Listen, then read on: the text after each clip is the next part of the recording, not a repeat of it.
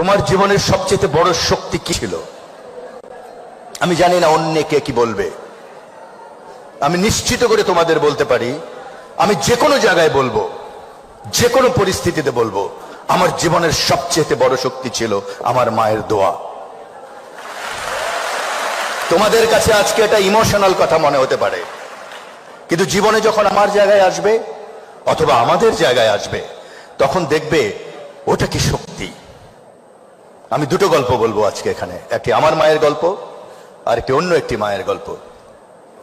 আমার মার কোনো কিছু হলে আমি বলতাম, পায়ের নিচে শুয়ে বলতাম, আমার গায়ের উপর একটা পা রাখো তো, আর আমাকে একটা ফু দাও।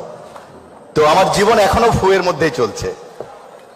আমি যখন ম্যাট্রিক পরীক্ষা দেই আগের রাতে, আমার অনেক জ্বর, অনেক অনেক জ্বর, 104 ডিগ্রি হবে। তা আমি সকালবেলা উঠে বললাম, মা আমি তো আর পরীক্ষা দিতে পারবো না। আমার মা আর 10টা মায়ের মতো খুব শিক্ষিত নন। তা আমার মা বললেন, এটা কি হয় নাকি রে বাবা, তুমি যদি এবার পরীক্ষা না দাও তুমি তো 1 বছর ফেল করে যাবে। আমি বললাম, আমার তো কোনো উপায় নেই, আমি তো চোখে কিছু দেখছি না।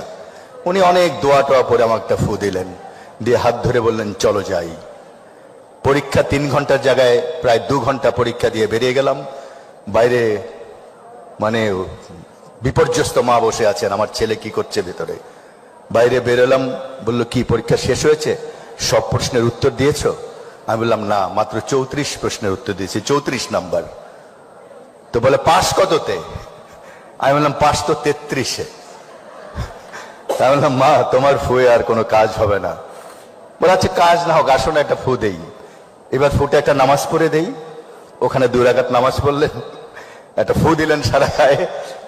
বিলিভ মি, এটা হয়তো এটা এক ধরনের কাকতালীয় ব্যাপার হতেই পারে, কিন্তু আমি আজও বিশ্বাস করি 34-এ পেয়েছিলাম। সো আনিসুল হকের জীবনে ওই মার দোয়া দিয়ে আমার সারা জীবন, এখনো কোনো কিছু হলে মায়ের কবরের কাছে যাই, যে দাঁড়াই। এই কি বলে, এই মেয়রের পদে আমি দাঁড়াবো না ঠিক করছিলাম, যে না, আমার দ্বারা তো খুব কঠিন একটি কাজ, আর আমি মানসিকভাবে তৈরি নই। তো আমার বাবার বয়স 95। বাবাকে যে বললাম, বাবা কি করব, মাননীয় প্রধানমন্ত্রী চান যে আমি মেয়র হই, একটি বড় উপহার একজন প্রধানমন্ত্রীর কাছ থেকে, কি করি আমি? বলে, তোমার মায়ের কাছে যাও। তো আমি বলি, মা তো কবরে। বলে, ওইখান থেকে ফু দিবে, ঘুরে আসো। তো বুঝলাম বুড়া বোধহয় আগের দিন রাত্রে বুড়িকে স্বপ্ন দেখছে। আরেকটি মায়ের গল্প বলি।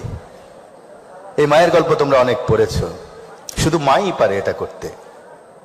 71 সাল 15ই আগস্ট।